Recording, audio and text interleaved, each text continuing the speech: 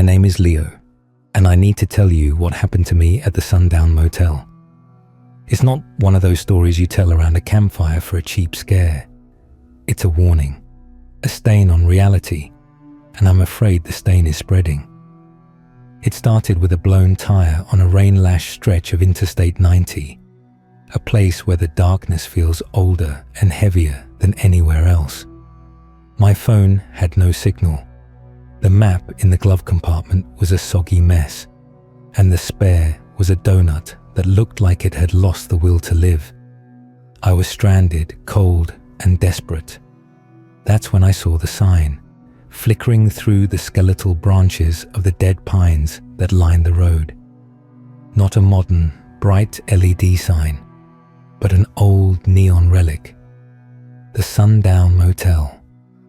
The S and the first U in Sundown were dark, so it read, in blood red, flickering neon. Down Motel. It felt less like a name and more like a command. And down you go. The place was a monument to decay. A single-story L-shaped structure of maybe 20 rooms, all facing a cracked asphalt parking lot. The paint, a sickly yellow, was blistering and peeling like a sunburned corpse. The office light was on, a weak, jaundiced glow behind a dusty Venetian blind. I pulled my crippled car into a spot near the office, the headlights sweeping across the numbered doors. Every room was dark, save for one. Room 9. Its curtain was drawn, but a faint, bluish light pulsed from behind it, slow and rhythmic, like a sleeping giant's heartbeat. Shivering, I pushed open the office door. A bell jingled, a sound so sharp and lonely it made me jump. The air inside was thick and warm, smelling of stale cigarette smoke, cheap pine-scented cleaner, and something else, something metallic, like old coins or blood. Behind a Formica counter sat a man so still I initially mistook him for a mannequin. He was gaunt, with skin the color and texture of old parchment. He wore a faded vest over a stained white shirt, and his eyes were the palest blue I'd ever seen, like faded denim. He didn't look at me. He was staring at a small black and white television on the counter, its screen filled with frantic, buzzing static. Hello? I said, my voice too loud in the cramped space. Slowly, as if the movement pained him, he turned his head. His eyes focused on me, and they held no warmth, no curiosity, just a deep, bottomless weariness. Room? He asked, his voice a dry rasp, like dead leaves skittering across concrete. Yes, please. Just for the night. And I need a tow truck, my tire. Cash only, he interrupted, swiveling a heavy ledger book towards me. 50. Checkout is at 10 a.m. sharp. I fumbled for my wallet, pulling out damn bills. As I laid them on the counter, my hand brushed against the ledger. The paper was strangely cold. He took the money without counting it and placed a heavy brass key on the counter. It was attached to a large green plastic fob with the number 7 stamped on it in white. Room 7, he stated. Quiet hours are, always. He turned back to his static-filled television, our transaction clearly complete. Thanks, I muttered, grabbing the key. As I turned to leave, I glanced back at the TV. For a split second, the static cleared. I saw a grainy image of a motel room, this very motel, and a figure lying on the bed, thrashing.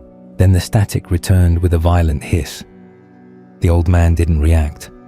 I told myself it was just my tired, stressed-out mind playing tricks. Stepping back into the rain, I hurried towards room 7. The key turned in the lock with a loud, protesting clunk. The door swung inward, and the smell hit me first. It was that same cocktail from the office. Stale smoke, pine cleaner, and that coppery undertone. But here, it was stronger, more intimate. It was the smell of the room itself, baked into the very fibers of the carpet and the wallpaper. I flipped the light switch. A single fly-specked bulb hanging from the ceiling flickered to life, casting a dim, sickly glow. The room was a time capsule from the 1970s. Orange and brown floral wallpaper was peeling at the seams. The shag carpet was a matted, mossy green, and it felt damp under my shoes. A large water-stained mirror hung over a dresser with a cracked veneer. The bedspread was a garish pattern of mustard yellow and olive green, but it was the painting above the bed that held my attention. It was a cheap, mass-produced landscape, the kind you'd find in any thrift store. It depicted a path leading into a dark, foreboding wood at sunset.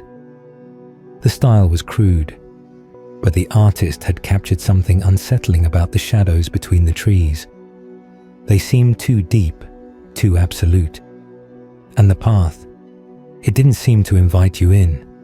It seemed to warn you to stay away. I dropped my bag and went to the phone, an old rotary dial, to try and call a tow truck. I put the receiver to my ear. Nothing. Not even a dial tone.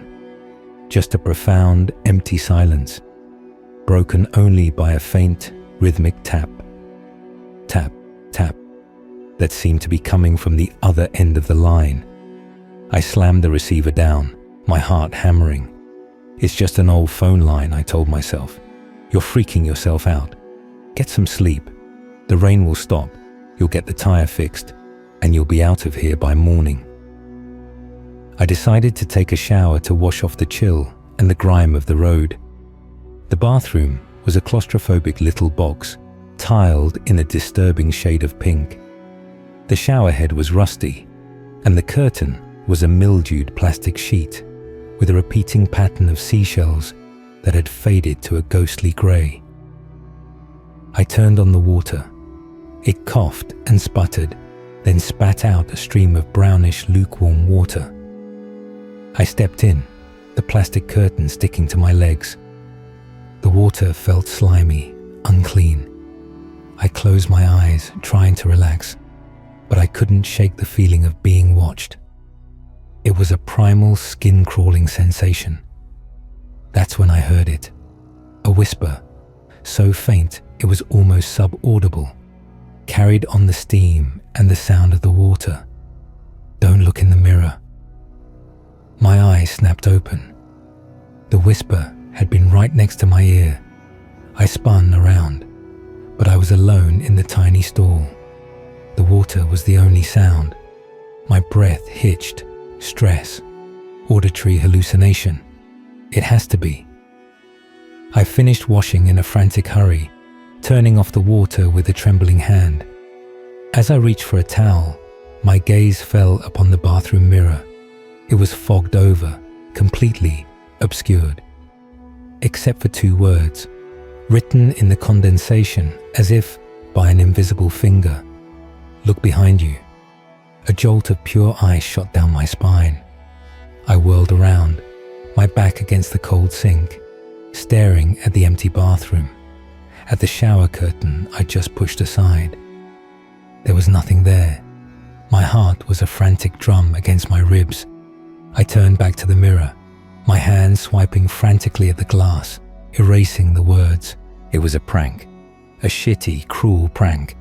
Maybe the old man had a master key.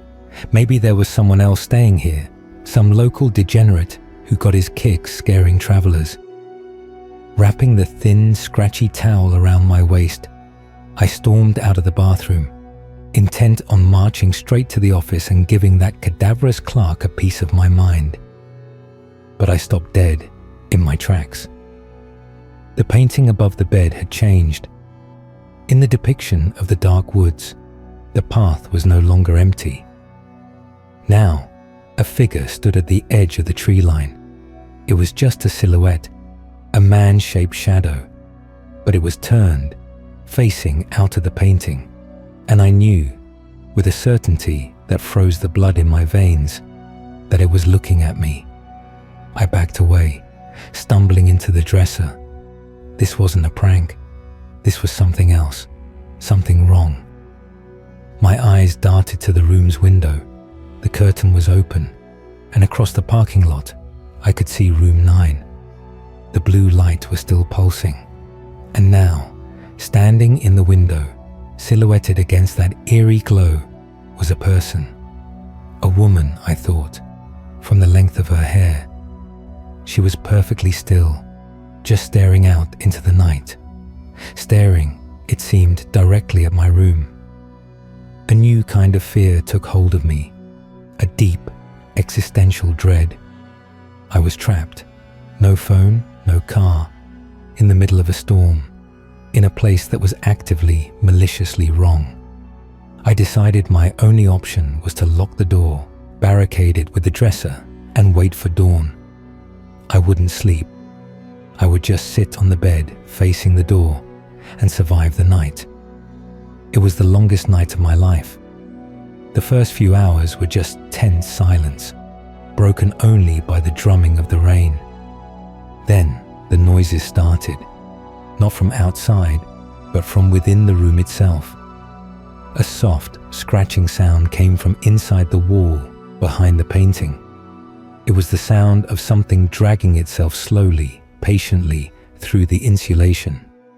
Scritch, drag, scritch and drag. I pressed my hands over my ears, but it was no use. The sound was inside my head. Then the whispers started again. They weren't coming from one place. They seemed to emanate from the very air, a soft, overlapping chorus of desperate, lost voices. Stain, look at the stain on the ceiling. Oh, he never checks out at 10 a.m., no one ever does. It's in the walls. It's always been in the walls. I looked up at the ceiling. In the corner, a dark, water-like stain was spreading, black tendrils creeping across the popcorn texture. It wasn't water. It was too dark, too thick. As I watched, a single, fat drop of the black liquid welled up and fell, hitting the carpet with a sound like a sodden slap. The temperature in the room began to plummet. My breath plumed in the air. The cold was unnatural, a deep, penetrating chill that felt like the grave. And the painting, the figure had moved. It was no longer at the edge of the woods. It was now halfway down the path, its featureless face still turned towards me. It was closer. I was hyperventilating, tears of pure terror streaming down my face. I squeezed my eyes shut, praying for it to stop, for the sun to rise. That's when I felt it. A pressure on the bed next to me. I didn't want to look. I kept my eyes clenched shut, but I could feel it. The mattress dipped down, the springs creaking softly. A wave of that metallic coppery smell washed over me, so strong I could taste it on my tongue. Then, a coldness pressed against my side, a solid, tangible cold that seeped through my clothes and into my skin. Something was sitting on the bed with me. A voice, this time not a whisper, but a dry, rasping croak, spoke directly into my ear. The voice of the thing on the bed. You should not have looked. My eyes flew open. I screamed. Sitting beside me was a man, or what had once been a man. His skin was waxy and grey, pulled tight over his skull. His eyes were gone, leaving behind empty, weeping sockets. He wore a suit that was faded and rotting, and in his lap he held a small, tarnished bell. He didn't move. He just sat there, his head tilted, his empty sockets fixed on me.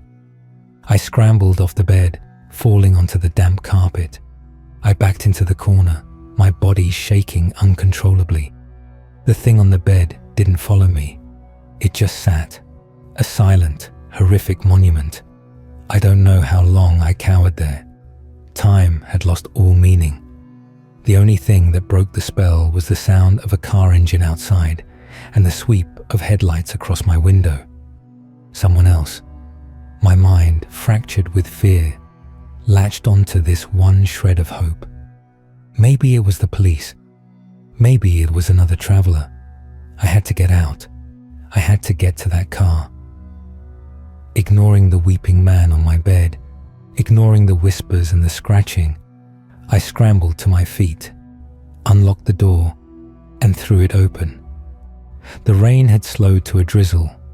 Parked right next to my car was a tow truck, its yellow light bar spinning, painting the wet asphalt in pulses of amber. A burly man in a reflective vest was talking to the gaunt clerk from the office, who was standing under a large black umbrella. "Hey, help me," I screamed, running towards them, my bare feet slapping on the cold, wet ground. The tow truck driver turned. He had a kind, weathered face. "Whoa there, son. You all right? You look like you've seen a ghost." "The room," I gasped, pointing back at room 7. "There's something in there. A man, a dead man, on the bed." The tow truck driver looked at the clerk, then back at me, a puzzled frown on his face. "A man. I just helped Frank here check that room before I came to get your car. It was empty. You must have had a nightmare." "No, it was real. The whispers, the painting, the thing on the bed. It spoke to me." The clerk, Frank, just stared at me, his pale eyes unreadable. "Room 7 was unoccupied before you arrived," he rasped. "You are the only guest." I was hysterical. "You're lying! Look, just look!" I grabbed the tow truck driver's arm, trying to pull him towards the room. All right, son. Calm down," he said, his voice gentle but firm. "I'll take a look. But you stay here with Frank." He walked towards room 7, his heavy boots crunching on the gravel. He pushed the door open, which I'd left ajar, and stepped inside. I watched, my heart in my throat, expecting him to come running back out in terror. He was in there for a full minute. Then he emerged, shaking his head. He walked back to us, a look of pity on his face. "Son, there's nothing in there. The bed's a bit messy, like you were tossing and turning, but that's it. No dead man, no nothing. You sure you're feeling okay?" Maybe the stress of the breakdown got to you. I couldn't believe it. I pushed past him and ran to the open door of room 7. The room was exactly as I had first found it. The bed was rumpled but empty. The painting was just a painting of an empty path in the woods. The whispering had stopped. The cold was gone. The stain on the ceiling had vanished. It was just a shabby, sad old motel room. The relief was so immense, I almost collapsed. It had been a nightmare. A waking, hyper-realistic nightmare brought on by stress and exhaustion. I felt a hot flush of embarrassment. I'm so sorry," I stammered, turning to the two men. "I don't know what came over me." The tow truck driver clapped me on the shoulder. "Don't you worry about it. Let's get your tire changed and get you out of here." As he worked on my car, I stood under the awning, shivering, avoiding Frank's gaze. He just stood there, holding his umbrella, a silent, stoic statue. The tire was swapped faster than I thought possible. I hurried to my room to grab my bag, forcing myself to look inside one more time. It was still normal, just a room. I snatched my bag and got into my car, not even bothering to say a proper goodbye to the clerk. I just wanted to be gone. As I put the car in drive, my headlights swept across the front of the motel one last time. They passed over room 9. The woman was still there in the window, silhouetted against the pulsing blue light. But she wasn't just standing anymore. She was waving, a slow, deliberate, side to side motion of her hand, and in the reflection of my windshield, for a single horrifying instant, I saw the back seat of my car. Sitting there, prim and proper, was the grey-faced man from my room. He was holding his little bell, and his lipless mouth was stretched into a terrible, skeletal smile. I screamed and slammed my foot on the accelerator, the car lurching forward onto the highway. I didn't look back. I drove for hours, until the sun was high in the sky and the memory of the Sundown Motel felt like a bad dream. That was 6 months ago. I told myself I was safe. I'd escaped. I tried to bury the memory, to rationalize it away, but things started to happen. I'd catch a whiff of that coppery, pine-scented smell in my own apartment. I'd wake up in the middle of the night, convinced I heard a faint tap, tap, tap from the other room. My own reflection in the mirror sometimes seemed delayed, a half second behind my movements. And then, last week, I was moving a bookshelf in my living room. Behind it, on the wall that had previously been hidden, was a stain, a dark, water-like stain, with black tendrils creeping out from its center, just like the one in room 7. The painting was the final confirmation. A cheap, mass-produced landscape I'd bought at a garage sale because I thought it was kitschy and fun. It's a path leading into a dark wood at sunset. Yesterday, I noticed the figure, a man-shaped silhouette, standing at the edge of the tree line, turned to face out of the painting. It's closer tonight, halfway down the path. I'm writing this down now because I need someone to know. The Sundown Motel isn't just a place. It's a cancer. A sentient, hungry darkness that doesn't let go of its guests. Frank isn't just a clerk. He's a warden, a facilitator. He rents out the rooms, but he doesn't rent out space. He rents out victims. The thing that followed me home, the weeping man, as I've come to call him. He's here with me now. I can feel his cold presence in the corner of my room. He doesn't do anything. He just sits and watches and waits. He's waiting for the stain on my wall to grow. He's waiting for the figure in the painting to complete its journey. What really happened at the Sundown Motel? I'll tell you. It's a place that feeds on loneliness and fear. It infects you, and then it lets you leave, carrying the infection out into the world like a plague. I didn't escape. I was released, a carrier. And soon, very soon, the weeping man will ring his little bell. And I know, when he does, the door to my room will open, not onto my hallway, but onto that dark, foreboding path in the painting. And I will have to walk down it. So if you're ever on a dark, rainy road, and you see a flickering neon sign that reads, Sundown Motel, for God's sake, keep driving. Drive until you run out of gas. Drive until the wheels fall off, because checkout is at 10 a.m., but you never really leave. You just bring the horror home with you